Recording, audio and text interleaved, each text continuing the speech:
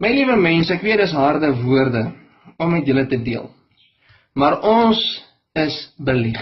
Mashiach het met waarheid gesê dat een van die grootste tekens van sy wederkoms gaan misleiding wees.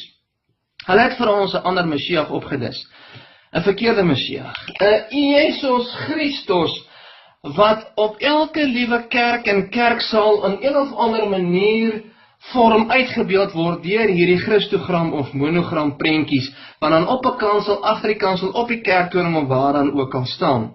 Dit is die een teen wie Johannes waarsku, wie se naam ek en jy moet ontsyfer, waar wysheid te pas kom, sodat ons gereed kan wees dat wanneer hierdie man terugkom en sê ons moet hande vat, grense en klere maak nie meer saak nie, wet is nie meer nodig nie, ons is almal een broederskap hier op moeder aarde, dat ons nie daarvoor moet val nie.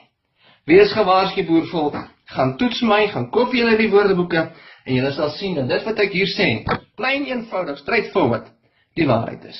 Totsiens.